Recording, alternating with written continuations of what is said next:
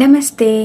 దశరథ మహారాజు హోమం చేస్తున్నప్పుడు వచ్చిన పొగ పీల్చుకోవడం వల్ల పిల్లలు పుట్టకపోవడానికి ఎలాంటి దోషాలైనా ఉంటే ఆ దోషాలు తొలగిపోతాయి.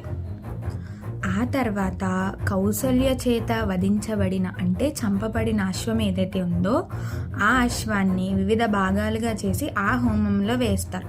అలా వేసిన తర్వాత అశ్వమేధ యాగం పూర్తవుతుంది. అలా యాగం పూర్తయిన తర్వాత యాగాన్ని చేయించిన బ్రాహ్మణులకు దశరథ మహారాజు దాన ధర్మాలు చేస్తాడు. వాళ్ళు కూడా చాలా ఆనందంగా అవి స్వీకరిస్తారు. అదంతా అయిన తర్వాత ఋష్యశృంగుడు వచ్చి, రాజా, అశ్వమేధ యాగం అయితే పూర్తయింది, ఇప్పుడు నీ కుమారుల కోసం పుత్రకామేష్టి యాగం చేద్దామని చెప్తారు. ఋష్యశృంగుడు అలా చెప్పిన వెంటనే పుత్రకామేష్టి యాగానికి కావలసిన ఏర్పాట్లన్నీ సిద్ధం చేశారు. ఆ పుత్రకామేష్టి యాగం జరుగుతున్న సమయంలో అగ్నిలోంచి ఒక బ్రహ్మాండమైన రూపం బయటికి వస్తుంది. ఆ రూపం చేతిలో ఒక బంగారు బింది, వెండి మూత ఉంటుంది. అప్పుడు ఆ రూపం దశరథ మహారాజుని పిలిచి, రాజా, నీ యాగానికి నేను సంతోషించాను. రాజా, ఈ పాత్రలో పాయసం ఉంది, దీనిని నీ 3 భార్యలకి పంచు, అప్పుడు నీకు సంతానం కలుగుతుంది అని ఆ రూపం చెప్పి అదృశ్యమైపోతుంది. దశరథ మహారాజు చాలా ఆనందంగా ఎందుకంటే తను చేసిన యాగం ఫలించింది.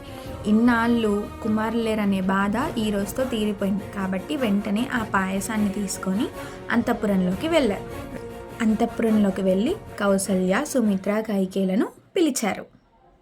అయితే దశరథ మహారాజు ఈ పాయసాన్ని ఎలా పంచారనేదే ప్రశ్న. ఆ పాయసాన్ని ముందు 2 భాగాలు చేసి మొదటి భాగం కౌసల్యకి ఇచ్చారు, అంటే 1/2, ఎందుకంటే కౌసల్య పట్టమహిషి కాబట్టి. ఇక్కడ దశరథ మహారాజు కొంచెం తెలివిగా ఆలోచించి ఆ సగభాగాన్ని మళ్ళీ 2 భాగాలుగా చేశారు, అంటే 1/4, 1/4. అందులో మొదటి భాగాన్ని సుమిత్రకి ఇచ్చాడు.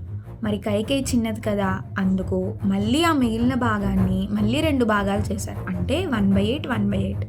అందులో మొదటి భాగం కైకేయికి ఇచ్చి మిగిలిన భాగాన్ని సుమిత్రకి ఇచ్చారు. అలా దశరథ మహారాజు పాత్రలో ఉన్న పాయసాన్ని తన 3 భార్యలకు పంచాడు.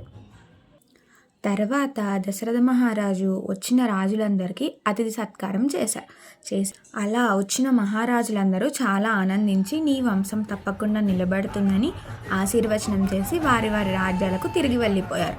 అలా ఋష్యశృంగుడు, శాంతాదేవి కూడా అంగరాజ్యానికి తిరిగి వెళ్ళిపోయారు. ఇలా కొంతకాలం గడిచింది. 6 ఋతువులు గడిచిపోయాయి. కౌసల్య, సుమిత్ర, కైకేయులు 11 నెలల గర్భంతో ఉన్నారు. అంటే పురాణాల ప్రకారం వారు 12వ నెలలో ప్రసవించారు. 12వ నెలలో మన అసలైన యోధుడు జన్మిస్తారు. వారి గురించి మన తర్వాత వీడియోలో తెలుసుకుందాం. జై శ్రీ.